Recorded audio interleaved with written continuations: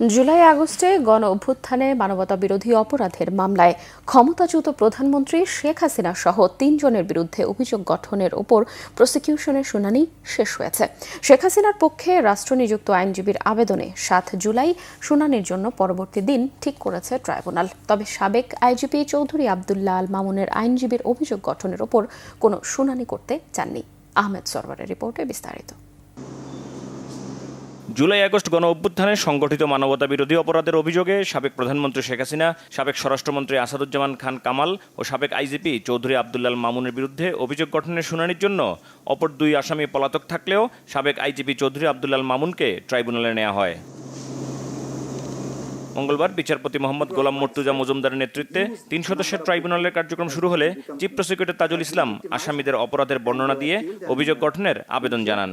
So it was wide spread, সারা বাংলাদেশের ৫৬,০০০ বর্গমাইল জুড়ে এটা সংগঠিত হয়েছে, সর্বত্র যেখানে যেখানে সম্ভব হয়েছে। সুতরাং এটা ওয়াইড স্প্রেড, এটা কোয়ান্টিটিতে, নাম্বারে এবং স্থানের ব্যাপকতায়।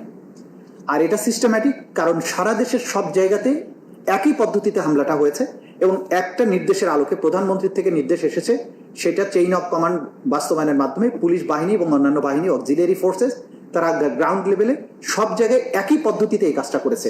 যেটা অপরাধ বাংলাদেশে সংগঠিত হয়েছে এবং যে চার্জগুলো আমরা এনেছি, এটা পুরোটাই ছিল ওয়াইড স্প্রেড এবং সিস্টেম্যাটিক, যেটা কোয়ালিফাই করে as crimes against humanity. So our humble prayer, এই 5টি চার্জ যেটা আমরা এই 3 জন অ্যাকিউজডের বিরুদ্ধে এনেছি, তাদের বিরুদ্ধে চার্জ ফ্রেম করে তাদের বিচারের মুখোমুখি করার জন্য। তবে পর্যাপ্ত সময় না পাওয়ায় শেখ হাসিনার পক্ষে রাষ্ট্রনিযুক্ত আইনজীবী শুনানির জন্য সময়ের আবেদন করেন। এই মামলার প্রিপারেশন নেওয়ার জন্য যথেষ্ট পরিমাণ সময় আমি পাইনি। অনেক সামনে ভলিউম অফ পেপারস আছে, সেই পেপারসগুলি দেখা বোঝা একটু সময়ের ব্যাপার। সেই কারণে এবং ইন দি মিনটাইম আমি একটু অসুস্থ ছিলাম বেশ কয়েকদিন। সব কিছু মিলিয়ে লার্নেড কোর্টের কাছে আমি এই আবেদন করেছি। লার্নেড কোর্ট আমার সময়ের আবেদন মঞ্জুর করেছে এবং আগামী সোমবার দিন ধার্য করেছে।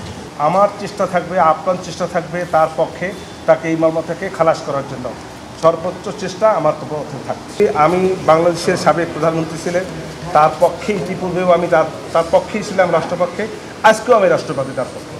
মেলর্ড, আমি চৌধুরী আবদুল্লাহ আল মামুনের পক্ষে নিযুক্ত আইনজীবী। এট দিস স্টেজে মেলর্ড, আমি কোনো সাবমিশন রাখছি না।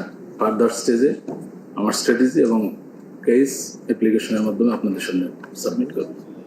3 আসামির বিরুদ্ধে মানবতাবিরোধী অপরাধের 5টি অভিযোগ এনেছে প্রসিকিউশন। আহমেদ সরওয়ার, বাংলা ভিশন, ঢাকা।